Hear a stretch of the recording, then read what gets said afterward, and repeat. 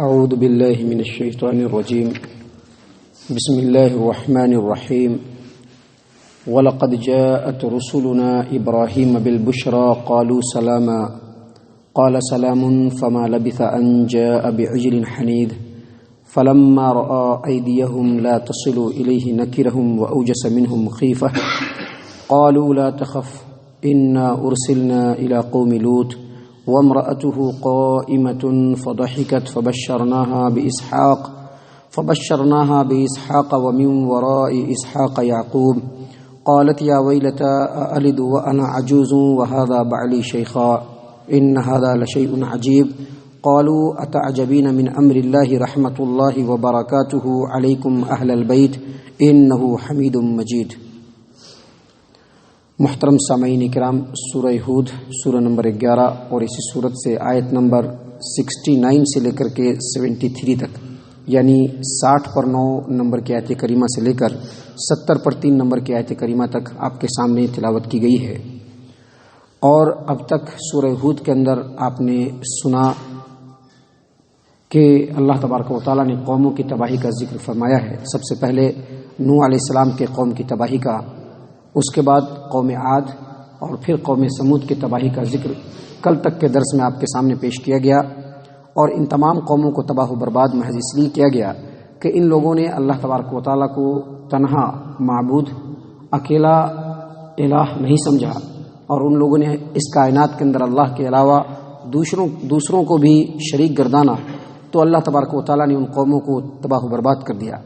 اب جو آگے تذکرہ آ رہا ہے، آپ نے آیت کریمہ سے یہ اندازہ لگایا ہوگا کہ ابراہیم علیہ السلام کا تذکرہ ہے، لیکن میں آپ کو بتلا دوں کہ یہ تذکرہ جو ہے وہ ابراہیم علیہ السلام کا نہیں ہے، بلکہ قوم لوط یعنی لوط علیہ السلام کی قوم کی تباہی اور بربادی کا تذکرہ ہے۔ اور شروع میں جو اللہ تبارک و تعالیٰ نے ابراہیم علیہ السلام کا ذکر یہاں پہ فرمایا ہے وہ ضمناً فرمایا ہے، کیونکہ جو فرشتے لوط علیہ السلام کی قوم کو تباہ و برباد کرنے کے لیے آ رہے تھے، جو اس کام کے اوپر مامور تھے، انہی فرشتوں کو اللہ تبارک و تعالیٰ نے یہ ذمہ داری بھی دی تھی کہ جاتے جاتے رستے میں ابراہیم علیہ السلام کے گھر سے بھی ہوتے جانا، اور وہاں پر جا کر کے ان کو ایک حلیم اور بردبار بیٹے یعنی اسحاق کی خوشخبری دینا۔ اسی خوشخبری کو دینے کے لیے فرشتے ابراہیم علیہ السلام کے گھر پہ آئے۔ دیکھیے اللہ تبارک و تعالیٰ کیا فرما رہے ہیں، واقعہ کیا ہوا۔ اللہ فرماتے ہیں وَلَقَدْ جَاءَتْ رُسُلُنَا إِبْرَاهِيمَ بِالْبُشْرَى قَالُوا سَلَامًا، اور یقیناً بلا شبہ ہمارے رسول یعنی فرشتے ابراہیم علیہ السلام کے پاس خوشخبری لے کر کے آئے دینے کے لیے، اور ان لوگوں نے ابراہیم علیہ السلام کو کہا سلامہ، یعنی السلام علیکم ورحمۃ اللہ وبرکاتہ۔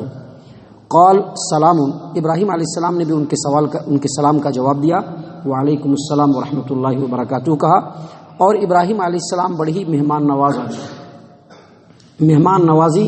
ابراہیم علیہ السلام، بعض لوگ کہتے ہیں کہ ابراہیم علیہ السلام سے ہی مہمان نوازی کی شروعات ہوئی۔ تو جیسے ہی کچھ اجنبی جو آئے انہوں نے سلام کیا، تو دیکھتے ہی فوراً ان کے سلام کا جواب دیا اور چلے گئے،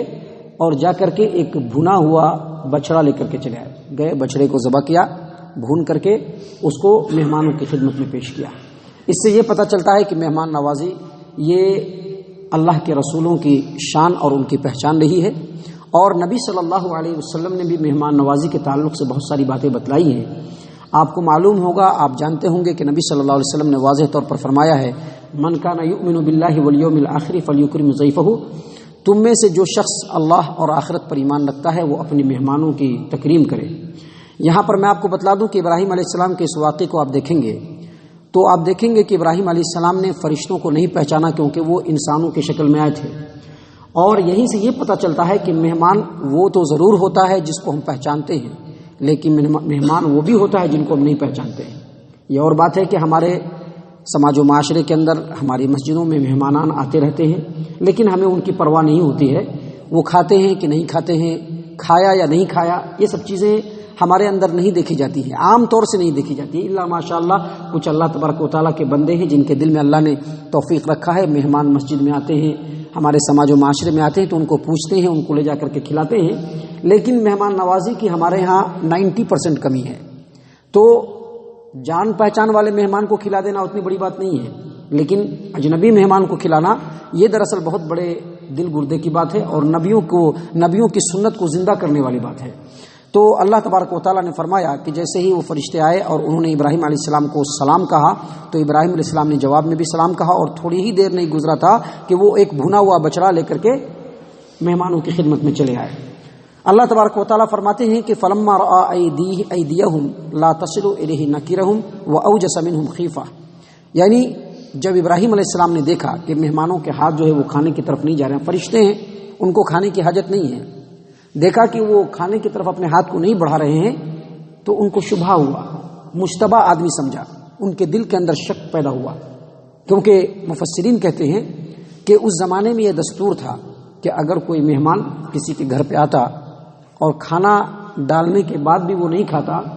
تو یہ سمجھا جاتا کہ اس کی نیت خراب ہے، وہ اچھی نیت سے نہیں آیا ہے، کچھ نقصان پہنچانے کے لیے آیا ہے۔ تو یہی معاملہ ہوا، ابراہیم علیہ السلام نے کھانا رکھا اور ان لوگوں نے ہاتھ نہیں بڑھایا تو ان کو شبہ ہوا کہ پتہ نہیں یہ کون لوگ ہیں، اور دل میں خوف محسوس کیا۔ جب ابراہیم علیہ السلام نے دل میں خوف محسوس کیا تو اللہ تبارک و تعالیٰ فرماتے ہیں قالو، فرشتوں نے کہا لا تخف، آپ مت ڈریے، انا ارسلنا الی قوم لوط، ہم قوم لوط کی طرف بھیجے ہیں تاکہ ان کے کرتوتوں کی ان کو سزا دی جائے۔ دیکھیے یہیں پر اللہ تبارک و تعالیٰ نے بتلایا کہ یہ جو ابراہیم علیہ السلام کا جو واقعہ ہے وہ ضمناً ہے، اصل میں لوط علیہ السلام کی قوم کو تباہ و برباد کرنے کے لیے اللہ تبارک و تعالیٰ نے فرشتوں کو بھیجا، اور اسی کا تذکرہ آگے آ رہا ہے، جس کے بارے میں جس کا پورا انٹروڈکشن انشاءاللہ کل کے درس میں آپ کے سامنے دیا جائے گا۔ جب فرشتوں نے کہا کہ آپ کو ڈرنے کی ضرورت نہیں ہے، ہم تو قوم لوط کی طرف آئے ہیں اور ان کو تباہ و برباد کرنے کے لیے آئے ہیں، تو دل میں اطمینان ہوا۔ اب آپ گھر میں دیکھتے ہوں گے کہ گھر میں کوئی اجنبی آ جاتا ہے یا کوئی خلاف توقع بات ہوتی ہے تو مرد جو سامنے ہوتے ہیں پیچھے سے عورتیں بھی سنتی رہتی ہیں کہ پتہ نہیں کیا بات ہو رہی ہے، کیا ہے۔ ویسے ہی جب مہمان آئے اور ابراہیم علیہ السلام نے جب تک کھانا پیش کیا تھا تب تک باتیں معمولی تھیں، لیکن جب یہ مہمان کھانا نہیں کھا رہے ہیں تو یہ باتیں غیر معمولی ہو گئی۔ تو ابراہیم علیہ السلام کی بیوی سیدہ سارہ آ کر کے دروازے پر کھڑی ہو گئی کہ پتہ نہیں کیا بات ہے، وہ بھی سن رہی ہیں ساری باتیں۔ جیسے ہی فرشتوں نے کہا کہ ہم لوگ قوم لوط کی طرف آئے ہیں اور قوم لوط کو تباہ و برباد کرنے کے لیے آئے ہیں، تو ان کی بیوی جو دروازے پر کھڑی تھی خوشی سے ان کی ہنسی نکل گئی کہ ہم لوگ کیا سمجھ رہے تھے اور بات کیا ہے، تو ان کی بیوی کے منہ سے ہنسی نکل گئی۔ اللہ فرماتے ہیں وَامْرَأَتُهُ قَائِمَةٌ فَضَحِكَتْ فَبَشَّرْنَاهَا بِإِسْحَاقَ وَمِن وَرَاءِ إِسْحَاقَ يَعْقُوبَ، ان کی بیوی جو کھڑی تھی وہ ہنس پڑی، پس ہم نے ان کو اسحاق کی خوشخبری دی اور یہ بھی بتلایا کہ اسحاق کے بعد یعقوب بھی پیدا ہونے والا ہے۔ یعنی وہ جو کھڑی تھی اور جب بے چینی تھی اور بے قراری تھی، اور جب بات پوری کلیئر ہو گئی تو سارہ علیہ السلام کے منہ سے جب ہنسی نکلی تو فرشتے ان کی طرف متوجہ ہوئے اور متوجہ ہو کر کے کہا کہ ہم آپ ہی کو خوشخبری سنانے کے لیے آئے تھے۔ خوشخبری کس کو سنانے آئے تھے؟ سارہ کو، سیدہ سارہ علیہ السلام کو۔ اور سیدہ سارہ علیہ السلام کو خوشخبری کیوں سنانے آئے؟ کیونکہ وہ بے اولاد تھی اور ابراہیم علیہ السلام بے اولاد نہیں تھے۔ کیوں بے اولاد نہیں تھے؟ ان کی جو دوسری بیوی ہاجرہ، سیدہ ہاجرہ، ان سے اللہ تبارک و تعالیٰ نے اسماعیل سے ان کو نواز چکا تھا، لیکن سیدہ سارہ کو ابھی اولاد نہیں ہوئی تھی، اور اللہ تبارک و تعالیٰ چاہ رہا تھا کہ یہ اس ابو الانبیاء سیدنا ابراہیم علیہ السلام کے خاندان سے ہی اب آگے نبوت چلے گی، لہذا اللہ تبارک و تعالیٰ نے اپنی مشیت کے مطابق سیدہ سارہ کو بھی اسحاق جیسے اولو العزم پیغمبر سے نوازنا چاہا۔ بس سیدہ سارہ کو انہوں نے خوشخبری دی۔ اللہ فرماتے ہیں کہ ہم نے سیدہ سارہ کو خوشخبری دی اسحاق کی کہ آپ کے ہاں ایک اولو العزم پیغمبر اسحاق پیدا ہونے والا ہے، وَمِن وَرَاءِ اسحاق یعقوب، اور آپ کے اوپر اللہ تبارک و تعالیٰ کی نعمتوں کا سلسلہ یہ ختم ہونے والا نہیں، بلکہ اسحاق کے بعد اللہ تبارک و تعالیٰ یعقوب جیسے اولو العزم پیغمبر سے بھی آپ کو نوازنے والا ہے۔ جب یہ بات فرشتوں نے کہہ دی، ان کو خوشخبری مل گئی، تو سیدہ سارہ نے کہا کہ یا ویلتا اَأَلِدُ أَنَا عَجُوزٌ وَهَذَا بَعْلِي شَيْخًا إِنَّ هَذَا لَشَيْءٌ عَجِيبٌ، کیا بات کر رہے ہیں، مجھ سے اب بچہ کہاں سے پیدا ہونے والا ہے، میں تو ایک دم بڑھیا ہو گئی ہوں، کھوسٹ۔ عجوز کا مطلب ہوتا ہے کھوسٹ بڑھیا، میں بالکل کھوسٹ بڑھیا ہو چکی ہوں۔ وَهَذَا بَعْلِي شَيْخًا، اور یہ میرے جو شوہر ہیں یہ بھی بالکل کھوسٹ بوڑھے ہو چکے ہیں۔ ان هذا لشیء عجیب، یہ تو بڑی عجیب بات ہے۔ ظاہر سی بات ہے، بات بالکل فطرت کے مطابق تھی، کیونکہ آدمی جب بوڑھا ہو جاتا ہے اور جب اس کے اندر سارے اثرات ختم ہو جاتے تو پھر بچہ پیدا نہیں ہو سکتا۔ مفسرین نے کہا ہے کہ سیدہ سارہ کی جو عمر تھی اس وقت 100 سال سے تھوڑے سے کم، شاید 95 رہی ہو شاید 97 رہی ہو، شاید 98 رہی ہو، اور جو مینشنل پیریڈ ہوتا ہے جس کی وجہ سے بچے پیدا ہوتے ہیں وہ کب کا بند ہو چکا تھا، اور ابراہیم علیہ السلام 100 کو کراس کر چکے تھے، 100 پلس تھے. تو یہ چیز کو سامنے رکھ کر کے فطری طور پر سیدہ سارہ نے کہا کہ بھائی ہم کو بچہ کیسے پیدا ہو سکتا ہے، حالانکہ دل کے اندر خوشی تھی کیونکہ ہر ایک کو چاہت ہوتی ہے کہ ان کو اولاد ہو، ہر ایک کی چاہت ہے. اللہ تبارک و تعالیٰ نے جس کو بھی اس دنیا میں بھیجا ہے ہر ایک کو چاہت ہے کہ ان کو اولاد ہو. یہ چاہت تو سیدہ سارہ کے دل میں تھی، لیکن اس کے باوجود انہوں نے اپنے خدشے کا اظہار کیا کہ بھائی میں تو ایک دم بوڑھی ہو چکی ہوں اور میرا شوہر بھی ایک دم بوڑھا ہو چکا ہے، یہ تو بڑی عجیب بات ہے، ہم کو بچہ کیسے پیدا ہوگا. تو اللہ تبارک و تعالیٰ کے فرشتوں نے کہا اتعجبین من امر اللہ رحمت اللہ وبرکاتہ علیکم اہل البیت انہ حمید مجید. آپ تو پیغمبر کے گھر کی بیوی ہیں، آپ تو پیغمبر کی بیوی ہیں، آپ کو تو اللہ تبارک و تعالیٰ کے حکموں پر اور ان کے معاملے پر اور ان کے فیصلے پر تعجب نہیں کرنا چاہیے. اور یقیناً ہمارے ہاں دراصل یقین اور اتقان کی کمی ہے،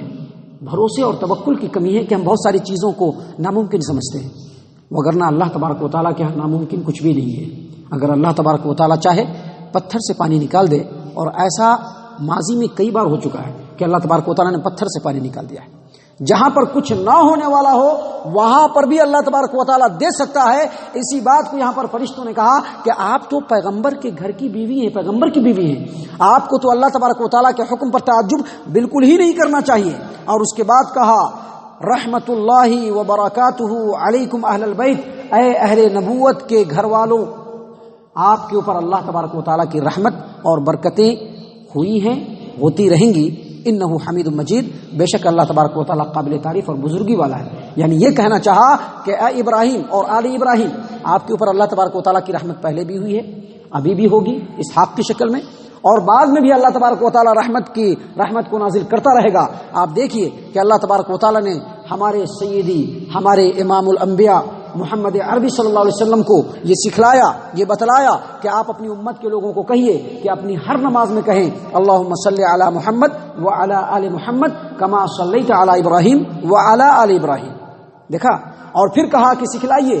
اللہم بارک علی محمد وعلی آل محمد کما بارکت علی ابراہیم وعلی آل ابراہیم. یعنی جس طرح سے ابراہیم اور ابراہیم کے گھر والوں پر برکت ہوئی، محمد صلی اللہ علیہ وسلم ان کے گھر والوں پر بھی برکت نازل فرما. تو ابراہیم علیہ السلام پر اللہ تبارک و تعالیٰ نے جو رحمتیں کی ہیں ان کا تذکرہ ہوا ہے. اس کے بعد اللہ تبارک و تعالیٰ نے لوط علیہ السلام کے قوم کی تباہی کا تذکرہ کیا ہے، اور اس کے اندر بھی ہمارے لیے بڑی نصیحتیں ہیں. ہم اللہ تبارک و تعالیٰ سے دعا کرتے ہیں کہ اللہ تبارک و تعالیٰ ہم تمام کو ان باتوں کے اوپر غور و فکر اور تدبر کرنے کی توفیق عنایت فرمائے. ہم تمام کو صحیح معنوں میں مومن اور مسلمان بنائے، جنت الفردوس میں جگہ عطا فرمائے. اے اللہ ہم تمام کو جہنم سے پناہ دے. اے رب العالمین ہم تمام کو جہنم سے پناہ دے. اے مالک الملک ہم تمام کو جہنم سے پناہ دے. آمین یا رب العالمین. وما علینا الا البلاغ المبین.